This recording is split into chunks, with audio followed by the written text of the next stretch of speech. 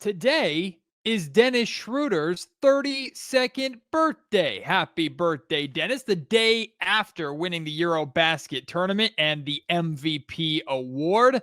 And we're going to continue the conversation going around Dennis Schroder. We're going to talk about his time with the Detroit Pistons, the third of three teams that he played for last season, and whether or not Schroder, who's been known as a scoring guard, can provide the playmaking needed from the point guard position for the Sacramento Kings roster. Ku Khahil of the Locked On Pistons podcast joins me right here on Locked On Kings.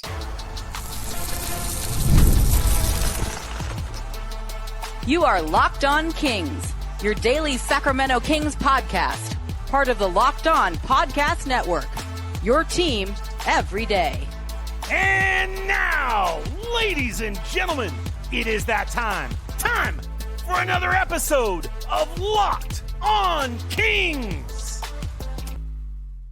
Hello and welcome into Locked On Kings, your podcast hub for Sacramento Kings coverage all offseason long. Today's episode is brought to you by FanDuel. Right now, new customers can bet just $5, and if your bet wins, you'll get $300 in bonus bets to use across the app. Download the app today. My name is Matt George. I have the privilege of being your host here. I'm a Sacramento sports anchor and reporter for ABC 10 News. If you missed my episode yesterday with Philip Rossman-Reich of the Locked On Magic podcast, where we talked about and broke down Dennis Schroder and Team Germany's Eurobasket run to winning the title, Dennis Schroder winning the MVP, go and check that out. Today, we're continuing the conversation about Schroder, but applying it more to the NBA side of things. What kind of season was Dennis Schroder coming off of in the NBA last season? The Detroit Pistons were the team that had him last. He played for the Pistons in the playoffs. There were multiple conversations about the Pistons not wanting to lose Dennis Schroder, but not really being able to afford to pay him to keep him the same way that the Sacramento Kings paid him to bring him in. So that's why I called up Ku Khahil. I said, hey, man, let's do a Locked On Kings, Locked On Pistons crossover. Let's talk about Schroder's time in Detroit and get Ku's perspective on what Dennis can be for the Sacramento Kings as their starting point guard and really their only point guard on the roster next season. So without any further ado, here is my conversation with Ku Khahil. It's crazy to say that Dennis Schroder played for three different teams last season alone, but it's the truth. And the final team that he played for was the Detroit Pistons, and that was arguably the best he played over those three teams last season. Granted, he put up good numbers in Brooklyn, but we know that Brooklyn team wasn't going anywhere. Dennis Schroder, an important piece of that Detroit Pistons playoff push last season. And Ku Khahil, the host of the Locked On Pistons podcast, joins me now to help break down Schroder's time in Detroit and what, if anything, the Sacramento Kings can expect from their new starting point guard. Ku, break it down for me, man. This guy has bounced around the league so much, but he ends up in Detroit and very quickly becomes a pretty important piece to that team that it kind of exploded onto the scene last season. And I've been told and heard rumors and rumblings that if Detroit had their way in free agency, that they would have liked to keep Dennis Schroder around. So walk me through, man. What was the what was it, 28 games of Dennis Schroder in Detroit? What was that like for you guys? So I'm pulling the numbers up right now, so I have them right in front of me. But so Dennis Schroder was very, very impactful for the Pistons in the playoffs. In the playoffs, he was one of their better players. He was more impactful than Tim Hardaway Jr. was. You could argue that he was more consistently impactful than Malik Beasley. I would certainly make that argument. He was incredible for them in the role that they needed from him in the playoffs. With that said, during the regular season, individually, he was not playing the best. He wasn't very efficient, wasn't hitting very many shots from beyond the arc.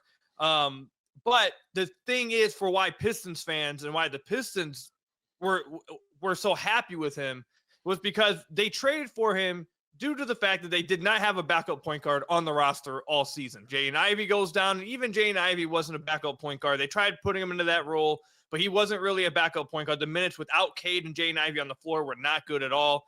So they went out at the deadline because the team was much better than they expected them to be. Like the week before the trade deadline, Trajan Langdon, president of basketball operations for the Pistons, comes out and says, yeah, we're a lot better than I expected us to be. I did not expect us to be this good, and that kind of changed how they wanted to attack the deadline. I feel like they would have attacked it differently if they were not already the 5th seed at that point, or the 6th seed, whatever, fighting for a top 5 seed in the East. So he goes out, he trades for Dennis Schroder because they needed some backup point guard minutes that could survive without Cade on the floor. And during the regular season, the Pistons were -4 points per 100 possessions with Cade off the floor before they traded for Dennis Schroder.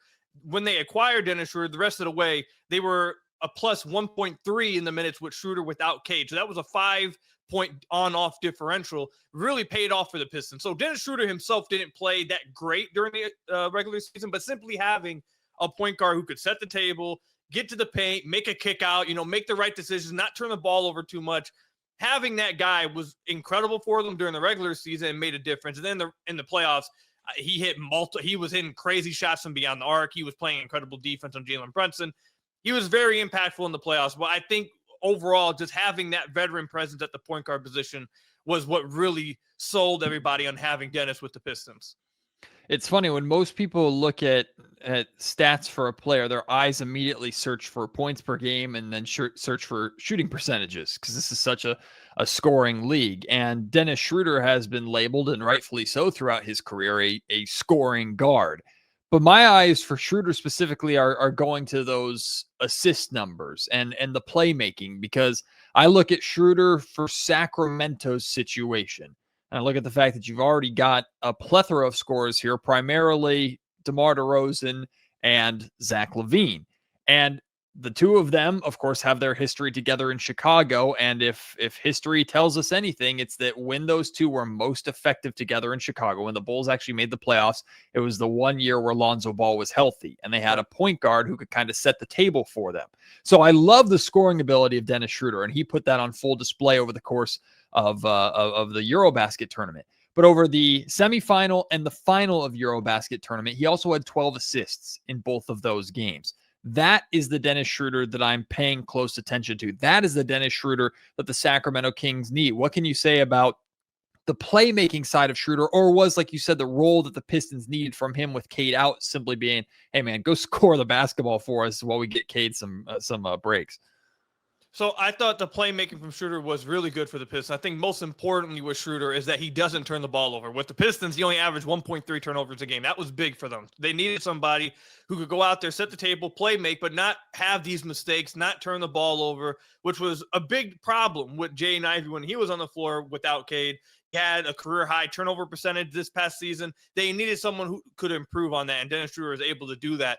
I think with Schroder, the biggest thing that when in the playmaking department that popped for the Pistons is that, and I asked this question when they traded for him, if you looked at all three teams he played for this past year, I looked at the amount of times he got to the rim with each team, and he had a crazy high rim frequency with the Brooklyn Nets, but then it tanked like all the way down to 3% with the Warriors. And when the Pistons traded for him, I was like, okay, is he washed at this point? Is that what it was? Or was it he's playing in a different system that, he's not really asked to get to the rim? If he can get to the rim still, that would be great. And with the Pistons, I should say, he started to get back to the rim. He started to showcase that speed. And the fact that he's able to get to the rim opens up these playmaking angles for him. You have to have that threat of a scorer at the rim, and he's provided that, and he's able to make the basic reads. I wouldn't go out there and call him Chris Paul or anything, but Sure. He makes the smart passes. He makes the right decisions. He does have scoring ability. He does have a real knack at drawing fouls. And because of how fast he is, he knows guys have to try to bump him on his drive. He draws fouls that way. He did a great job of that with the Pistons. But because of how quick he is and how easy he is to get to the basket, he's able to spray out for shooters. He's able to make these easy decisions, the dump offs of the big. So I think if I were to sell Sacramento Kings fans on his playmaking, it's more so about the fact that he's not going to make very many mistakes, and he's going to make the right decision most of the time. Every now and then he may take an errant shot, maybe a shot that he believes in himself a little bit too much about. Maybe that may happen a little bit. But in regards to playmaking, he really did a great job of taking care of the ball and finding open teammates with the Pistons. Cool. I don't know about you. I take those 20 some odd games he plays in Golden State and I just toss him out. That was obviously Yeah. such a failed experiment there. Golden State is in their own little bit of a mess in terms of identity. It's really, hey, we have Steph Curry and we're just trying to maximize that for as long as possible. So I don't really judge Schroeder or even the Warriors on how those games went. It just was not a good fit. But with you, like he comes to Detroit and like it's very clear, okay, I'm Cade's backup, right? There's absolutely no ifs, ands, or buts about it. The Sacramento Kings signed Dennis Schroder because they quite literally did not have a point guard on the roster. So Dennis Schroder is coming in here. He signed a 3-year deal. Short term, as of right now, he is not just the starting point guard, he is the point guard on this roster right now. Maybe Russell Westbrook comes in as well. We'll have to see if that happens. But Dennis Schroder is the point guard on this roster right now. How do you, again, knowing what you know about Schroeder as the backup, how do you feel about if your team were to, like, put yourself in Kings fans' shoes, I guess, your team just signed Schroeder to a 3-year deal.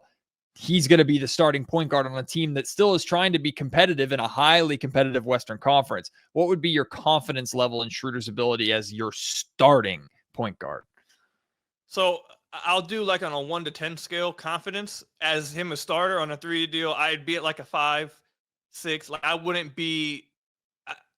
I think Dennis is a really good backup point guard at this point of his career. I think he does great in when you can play him in certain spots and limit, what you want from him. I think he was really good with the Pistons in that regard. But in a larger role with, being guaranteed 30 plus minutes, it seems like you're saying, and this role of the starting guard. Now I know Dennis wanted that. I know Dennis wants to have that. So we'll see how it goes. But I would not be incredibly confident in that being his role. I don't know. Earlier in his career, yes. At this point in his career, I think there's questions about his efficiency. So I do think that still has to matter. I do think that he's starting to wear down a little bit. He started to get to the paint still with the Pistons, but he was getting walled off a little bit more with the Pistons than you maybe would remember earlier in his career. Now, maybe that was him just getting accustomed with the Pistons and took a minute because he was really good in the playoffs. Maybe that was the case. But I would even argue in the playoffs, he was so good because the Pistons were able to pick the spots they wanted him in. And he was forced to play 30 plus minutes. They had to rely on him like that. He was brought in when they needed him for certain situations. When he played well, they were able to play, give him those minutes. When he wasn't playing well, they just took him out and played Asar. Like it wasn't that they relied on him so much. So I would be a little bit concerned about relying on him to the degree that it looks like the Kings are going to rely on him. But look, he was a monster in Eurobasket, so maybe that transfers over. This episode of the Locked On Kings podcast is brought to you by 5 Hour Energy. Caffeine just got a flavor upgrade. 5 Hour Energy shots deliver tasty caffeine in 17 bold flavors. Each 2-ounce shot packs the caffeine of a premium 12-ounce cup of coffee, plus B vitamins and nutrients with 0 sugar and, the best part, 0 crashes. What I love the most about these 5 Hour Energy shots is how portable they are. You can take them with you anywhere. They got big taste in a tiny shot, and get that boost when you need it. I work late nights with the sports shifts.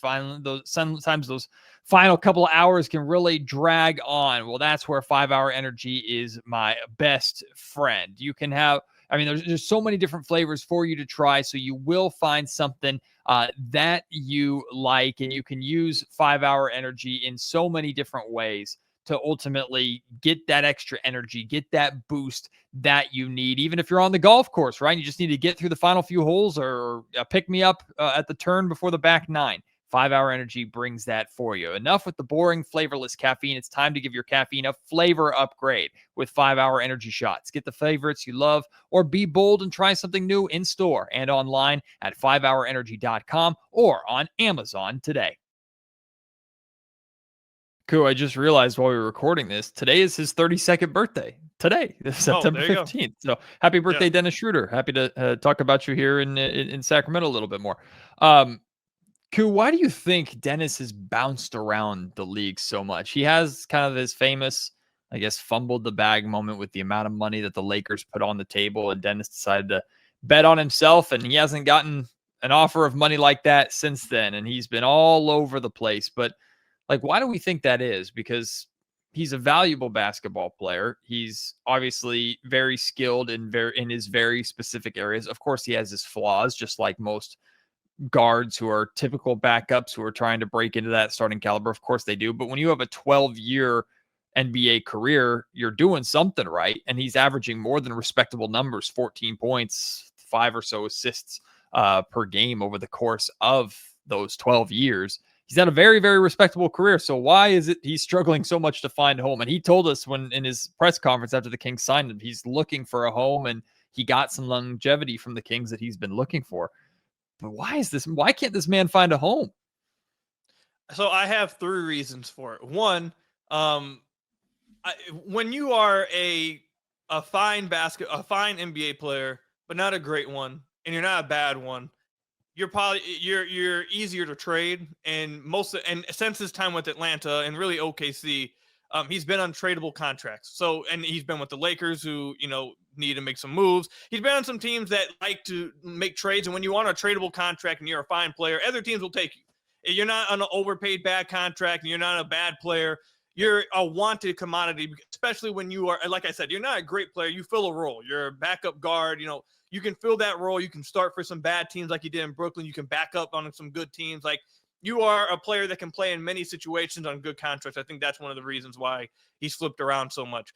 2, there has been some noise over his career about how he acts in the locker room and whether teammates, how he gets along with teammates at times. I will say, in Dennis's defense, he was loved in Detroit. The players loved him. The coaches loved him. The fans loved him. The organization loved him. Everything. He fit really well with Detroit, and everyone loved his time here. So I'll back him up in that. But before Detroit, there has been some rumors and some noise about that kind of thing. And then I would just say, thirdly, I think Dennis plays a part in the fact that he has bounced around so much. Like, earlier in his career, and even till now, like, I know we're going to get to this, but Dennis wants to be a starter. Like, Dennis doesn't want to be a backup. Dennis wants to be a starter, and right. He will go to whatever team is offering him that role. Whatever team has given him the role that he would like, he will go to that team. And I think that plays a large part in it as well. I think, again, like I said, him being a fine player on good contracts, that's a big point. But Dennis, if Dennis was, actually, I don't want to spoil later on. We'll wait till then. But I think all 3 of those reasons are why. I think Dennis plays a part in it. I think some of the rumors about locker room stuff maybe plays a part in it. And obviously, like, you can look at a lot of players throughout the last 10 years in the NBA. There are role players that are on tradable contracts that's constantly getting flipped over and over because that's just how the business goes. Another aspect of Dennis that intrigues me that I think the Sacramento Kings need, you talk about like the locker room presence, and of course nobody wants a toxic locker room presence, and I know you're not suggesting that that's what Dennis is. The Kings locker room and organization was plenty toxic last year with everything that just went down. But Dennis brings kind of this fire. He brings kind of this attitude. He's got the famous gif of him doing the ice in his veins, LeBron James, but on an exaggerated level, kind of smiling, getting in people's faces, not afraid to talk.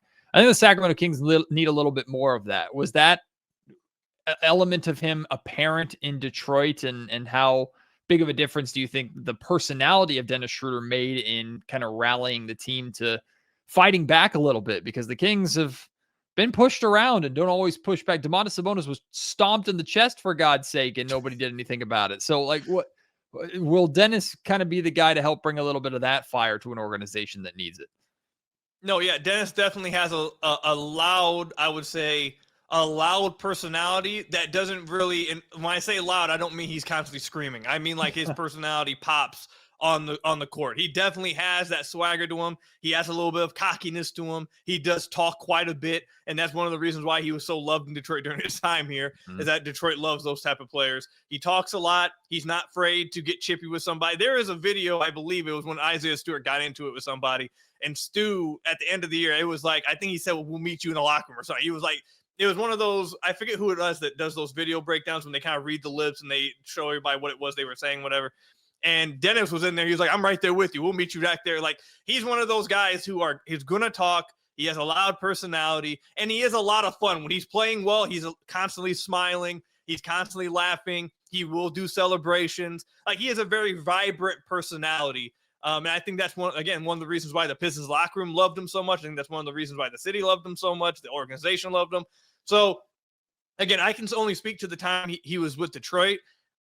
the personality was great here, and I think that especially with what you're talking about, I think Sacramento will love that from him. I do think he'll hold people accountable. I don't think he's afraid to talk, but he also brings a level of like positivity and just fun to when you watch him on the court, especially when things are going well. He's going to be fun. He's going to be laughing. He's going to be smiling. He's going to be hyping up his teammates. He's going to be active on the bench. Like he was great in his time with Detroit. I think if he can bring that over to Sacramento, I think that would be great for them.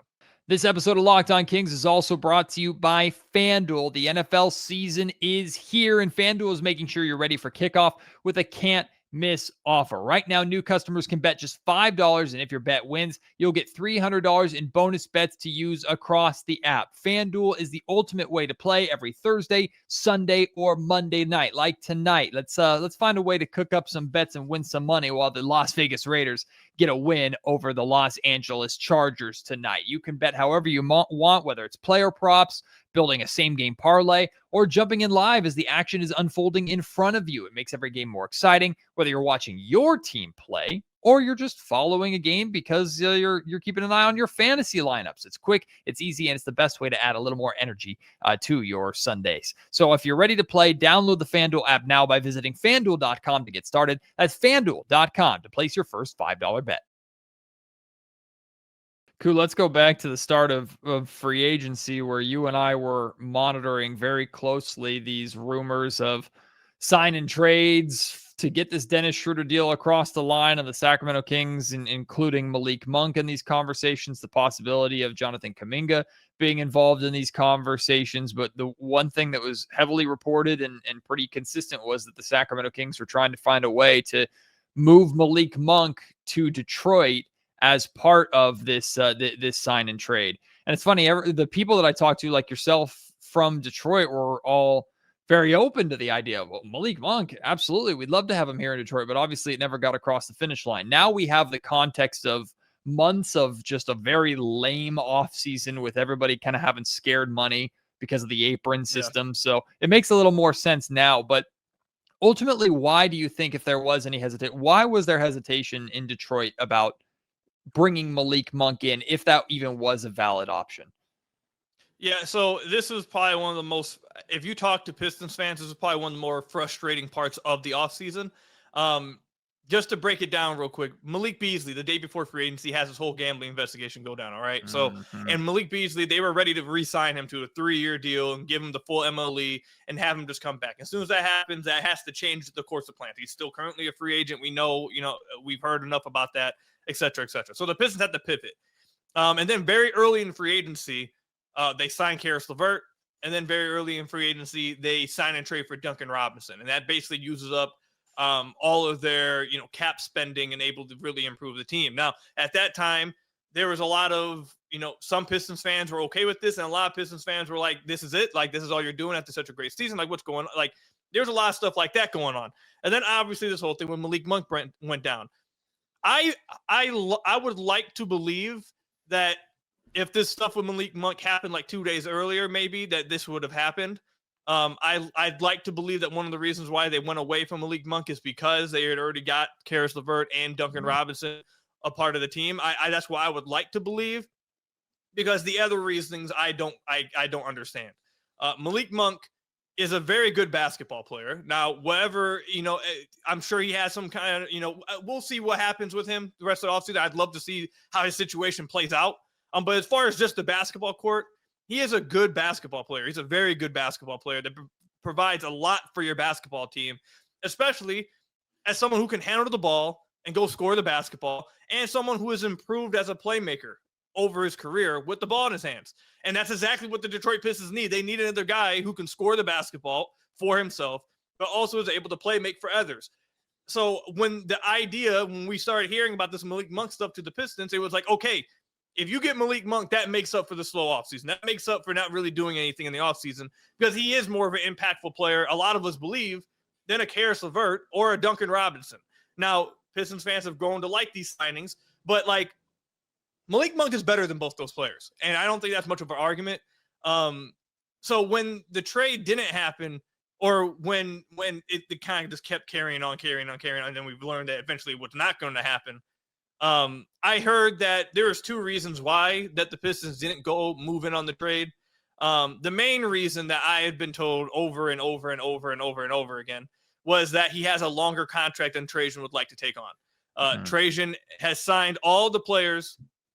I believe Malik's on a 3-year contract, correct? After this, like he has 3 more years on his contract. Correct. Yeah, the final year's a player option that he's accepting. Correct. Yes, exactly. So, and every contract that Trajan has handed out has been a 1 or 2 year deal. All these contracts have been sizing them up. From what I understand, for the 2027 offseason, they want to have nothing more than a 2-year contract. Now, people may say, well, cool, they signed Duncan Robinson to a 3-year deal. Well, the Pistons made everything non-guaranteed after the first year. I don't think Duncan Robinson will be on the team after this year. It's non-guaranteed. I think he'll probably will get released or traded, and another team will wait. Like, I think that's probably the likely outcome for how that will go. Trajan, for whatever reason, whether it's to extend Asar and Ron and have cap flexibility for that, whether it's to go make the big swing that he eventually wants to make in next year, whatever it is, he wants to keep that cap sheet open. 2027, around there, he doesn't want to take on any 3-year contracts. So that was the main reason that I had heard. And I understand that. I understand that reasoning. I would say that when someone like Malik Monk is offered, I probably would have I would have considered backtracking that and just taking on Malik Monk, because here's the other thing, and I'd love to hear your thoughts on this as well. This plays a part into Jaden Ivey's contract extension as well for the Pistons, why they haven't extended them. You look at all these scoring guards across the NBA, and it seems like all their value has just tanked. Anthony Simons tanked, Colin Sexton tanked, Malik Monk tanked. Jaden Ivey it hasn't been extended yet. It seems like his value is not where he wants it to be. Malik Monk is not on some crazy deal to me. He's getting paid less than $20 million a year. It's not like he's getting paid $26 million a year. He's on a fine contract.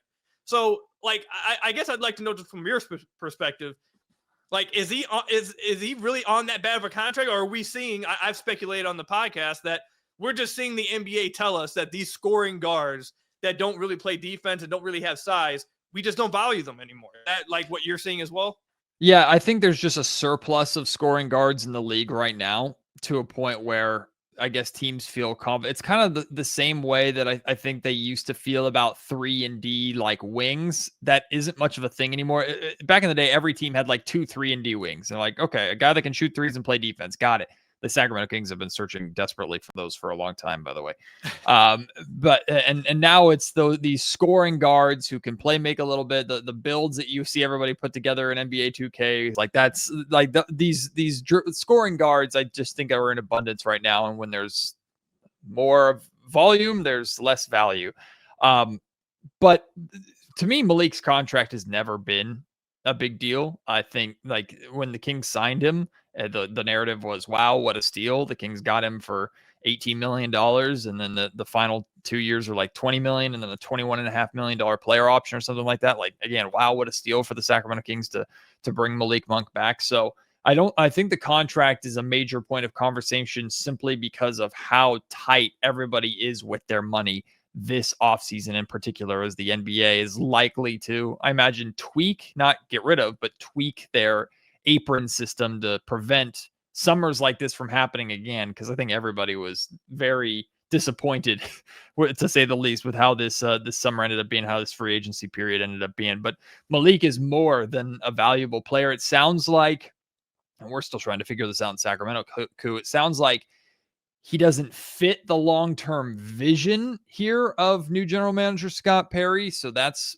a reason why he's on the outs. He's also the 4th highest contract on the Kings, and the 3 above him are very difficult to move in DeMar DeRozan, Zach LaVine, and Domantas Sabonis. So it also could just simply be, well, he's out of all the big contracts the Kings have, or the biggest contracts the Kings have, he's in theory one of the easiest ones to move, because most people believe that it's a pretty good value for what he does. But this offseason is a different beast, man. So I think it's a kind of a combination of everything that leads us to this weird position that guards like Malik Monk and Anthony Simons and these guys are in.